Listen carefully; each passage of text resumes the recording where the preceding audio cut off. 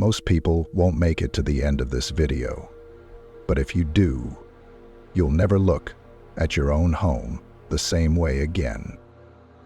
When I moved into my new apartment, I didn't think much of it. It was small, a little outdated, but it was cheap, and in the city, that's all that mattered. But there was one thing that stood out from the moment I stepped inside. A huge mirror bolted directly to the wall in my bedroom. It wasn't just hanging there. It was part of the wall. No frame, no edges, like it had been built into the apartment itself. Weird, but I didn't care. It was just a mirror. At least, that's what I thought. A few nights in, I started getting this weird feeling whenever I was in my room, like something was off. At first, I figured it was just because I wasn't used to the place yet, but then I noticed the mirror was too clean. No dust, no smudges, nothing. The rest of the apartment was old and grimy, but the mirror? Perfectly spotless. Then, one night, I got home late. I flicked on the light, and for a split second I thought I saw something move in the reflection. I froze, stared at it. Now, I felt stupid. I was just tired, my brain messing with me. But as I stepped closer, I noticed something else. On the right side of the mirror, where it met the wall, there was a gap. Tiny, barely noticeable, but there. And when I pressed my fingers against the glass, I felt a cold draft seeping through, like there was empty space behind it. I stood there, gripping the edges of the mirror, my breath coming in slow, uneven gasps. The door was smaller than I expected, maybe 4 feet tall, built right into the wall where no door should be. The wood was old, cracked in places, but what unsettled me most were the scratches, deep, jagged grooves carved into the paint, like someone had tried to force it open. But that wasn't the worst part. The footprints. They weren't mine. The thin layer of dust that had settled behind the mirror should have been undisturbed. The space had been covered for years. But there they were. Small, bare footprints, leading out. My skin crawled. I knelt down, my fingers hovering just over the marks, my mind scrambling for an explanation. Had someone been in here, a past tenant? But why were the footprints leading out, not in? I swallowed hard, forcing myself to stand. I needed to stop thinking, just check the door, just prove to myself that it was nothing. I reached out, fingers brushing against the rough wood, and then tap. A single, soft tap against the door. From the other side. I staggered back so fast I nearly tripped over myself. My stomach lurched, my breath caught in my throat. The apartment was silent, but I knew what I heard. Something inside the wall had knocked back. My body went ice cold. The notebook slipped from my hands, landing with a dull thud against the dusty floor. The footprints, they weren't just leading into my apartment. They were still forming. The thin layer of dust in front of the crawl space was undisturbed. Until now. Right before my eyes, the faint impression of bare feet pressed into the floorboards. One, then another, moving away from the crawl space, moving toward me. I couldn't breathe. My legs locked in place, my hands numb, my chest tightening like a vice. Then, a sound. A slow, shuffling movement coming from my bedroom. My head snapped toward the doorway. My entire body screamed, "Move! Get out! Run!" But I couldn't. Something was in here with me. I reached for my phone, but my fingers fumbled, knocking it onto the floor. The screen flickered, casting a dim light over the room. And that's when I saw it, the mirror. It wasn't bolted to the wall anymore. It had been pushed forward. And in the dim reflection, I saw something standing behind me. That was terrifying, but this next story, it's the kind of nightmare that makes you afraid to babysit ever again. Babysitting is usually easy money. You sit in a house, watch TV, maybe heat up some mac and cheese while the kid sleeps. That's what I was expecting when I took this job. But when I got there, something felt off right away. The house was huge, 3 stories, pristine, the kind of place where people don't usually need babysitters. The parents greeted me at the door, super normal, nice even. The dad handed me a crisp $100 bill before I even stepped inside. "For your trouble," he said. I laughed. "I haven't done anything yet." The mom smiled, but it didn't reach her eyes. "Just follow the rules and everything will be fine." That's when she handed me the list. It was handwritten, but the ink looked smudged, like it had been rewritten several times. I unfolded it and read, "Put Max to bed at 8:30 sharp. If he asks for a story, say no. Lock the basement door. Don't open it, no matter what you hear. Do not cover the mirrors after 10 p.m. If the doorbell rings after midnight, do not answer it. If you wake up in a different room than where you fell asleep, pretend to be asleep until morning." I laughed, expecting them to smile or say it was a joke. They didn't. "It's important," the mom said. "Follow every rule, exactly." Then they left, and I was alone in the house, with the rules, and Max. The first hour was easy. Max was a quiet kid, maybe 6 or 7 years old, and didn't give me any trouble. He ate dinner, watched cartoons, and barely said a word. For a babysitting job, it was as simple as it gets. At 8:25 p.m., I told him it was time for bed. He nodded, climbed under the covers, and stared up at me. "Can you tell me a story?" I froze. The first rule flashed through my mind. 1.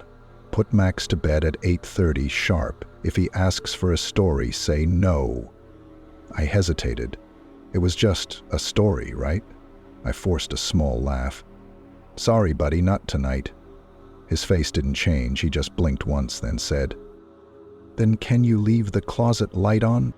I turned to look at the closet door. It was open just a crack. I hadn't noticed that before. For some reason, a cold shiver ran through me. "Sure," I said quickly, flipping the switch. Max sighed, rolling onto his side. As I left the room, I glanced back one last time. Max was still lying there, completely still, but his eyes weren't closed. He was staring directly at the closet. I pulled the door shut behind me, trying to shake the weird feeling in my chest. At 9:45 p.m., I was curled up on the couch, flipping through my phone, when I heard it. A soft creak. I paused, looking toward the hallway. The noise had come from Max's room. I got up, slowly making my way toward his door. The hallway felt colder than before. I knocked lightly. "Max, you okay?" No response. I turned the knob and peeked inside, and my stomach dropped. The closet door was wide open. And Max? He was sitting up in bed, his eyes locked onto something inside the closet. His face was completely blank. "Max?" I whispered. "What are you doing?" He didn't move, didn't even blink. Then, slowly, he raised his hand and pointed into the closet, and in a voice completely flat, he said, "He's awake." For a second, I just stood there. Max sat motionless in bed, still staring at the open closet. His body was stiff, unmoving, like he was waiting for something. The only sound in the room was the faint hum of the nightlight, casting long shadows across the walls. I could feel my heart pounding in my chest. "Max? What do you mean?" He didn't answer. His small hand was still raised, pointing at something in the closet. I swallowed hard and took a slow, hesitant step forward. My breath was shallow, my skin cold with sweat. I forced myself to keep my voice steady. "There's nothing there, bud," I whispered, reaching for the closet door. "See? Just your—" Then I saw it. In the deep shadows inside the closet, just barely visible, something shifted. A shape hunched low to the ground. For just a second, I thought it was a pile of clothes, a bundle of forgotten blankets shoved into the corner. But then I saw fingers. Long, thin, pale as bone, curled along the floorboards like a spider's legs. My throat closed up, my entire body locked in place, and then it moved. fast. A sudden lurch, a jerking movement that sent my stomach plummeting. I didn't think I'd just slammed the closet door shut so hard it rattled against the frame. Max still didn't move, didn't react, didn't even blink. "Max," I hissed, grabbing his arm, "we have to go." His head turned slowly, finally looking at me. His eyes were too wide, unblinking, and in the softest whisper he said, "You weren't supposed to see him." My blood ran cold. I yanked Max out of bed, my breath coming in sharp gasps as I dragged him toward the door. My pulse was roaring in my ears, drowning out every rational thought in my head. I didn't look back. I didn't need to. Because as I pulled Max into the hallway, I heard the closet door creak open.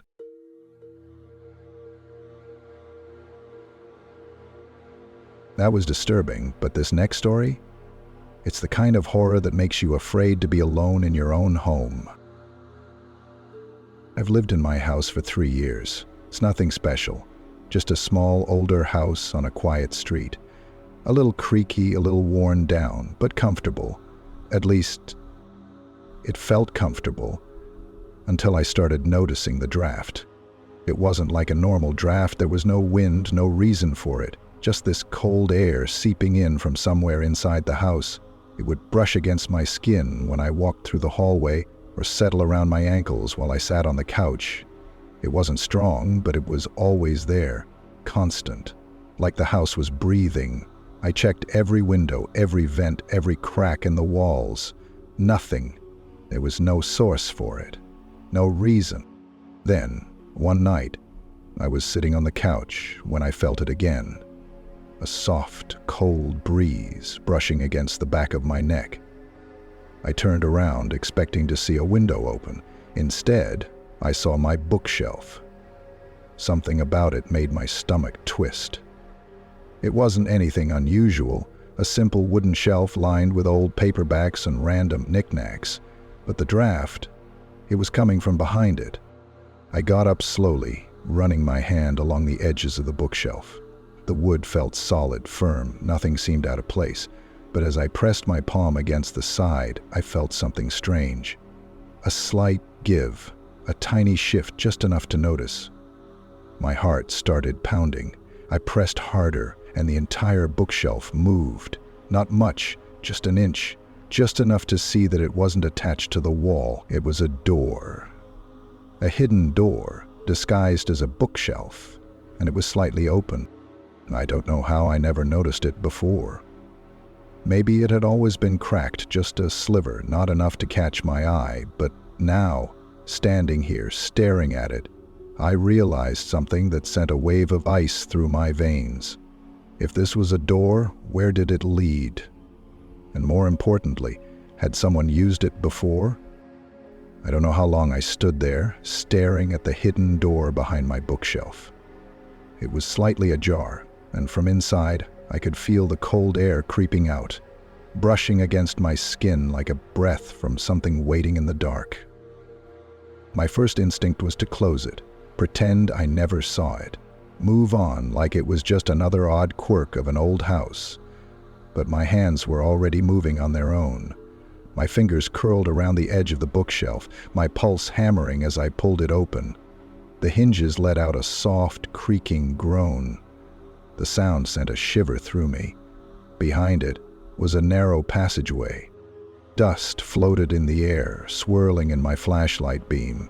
The walls were bare wood, rough and unfinished, like they were never meant to be seen. The floor was coated in a thin layer of dirt, undisturbed except for faint scuff marks leading deeper inside.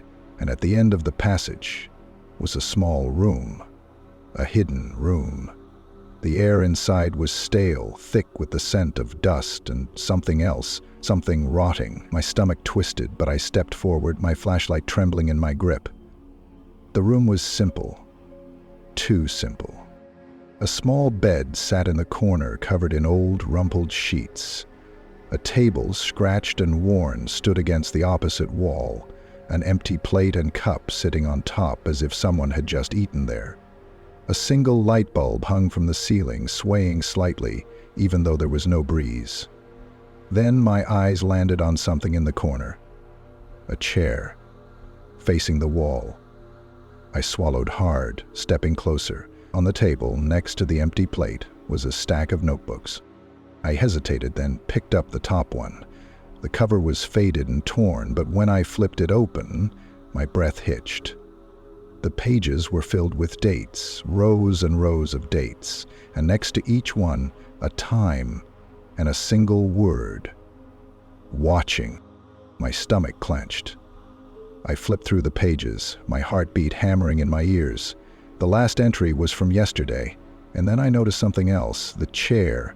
It was still warm. Someone had been sitting there, watching, recently. And that's when I heard it. A soft creak. From inside the walls. I couldn't breathe. The chair was still warm. The notebook had fresh ink. Someone had been here, recently. That was terrifying enough on its own, but then I heard it. A soft creak, coming from inside the walls. My entire body went cold. I turned, slowly, my flashlight shaking in my grip. I scanned the room, trying to find the source of the sound, trying to convince myself it was just the house settling, just old wood shifting. Then I saw it. A second door. Smaller, set low into the wall, barely visible behind the bed. I hadn't noticed it before, hidden in the shadows, but now I saw that it was slightly ajar. A dark tunnel stretched beyond it, too narrow for anyone to stand upright. I swallowed hard, my brain screaming at me to leave, to walk away and never look back, but my legs were already moving. I crouched low, peering inside. The passage was tight, barely wide enough for someone to crawl through. My flashlight beam flickered against the rough wooden walls, illuminating scuff marks. Scratches. The wood was worn down in places. Someone had been using this regularly. I aimed the flashlight deeper into the tunnel. That's when I saw them. Handprints. Pressed into the wood, dozens of them. Some large, some small, some fresh. And then something moved. A shuffling sound deep in the tunnel, too far to see, but getting closer. My pulse slammed in my ears. I stumbled back, nearly dropping my flashlight. My hands were slick with sweat. My mind was screaming, trying to process what I had just seen. Then my eyes landed on the bed. It had been moved, not much, just slightly away from the wall, like someone had pushed it, like they had been coming into my house. Had they been watching me? From inside my own walls? I didn't wait to find out. I bolted, crashed through the hidden door, shoved the bookshelf back into place, hard hammering so hard I thought I was going to pass out. The next day I called a contractor and had the entire wall sealed shut. I don't know if it was just one person living in there or multiple, but some nights, even now, when the house is quiet, I still hear it. That soft creaking, like someone crawling. That was the last story, but there are even more terrifying true stories waiting for you. If you think you can handle them, click the next video.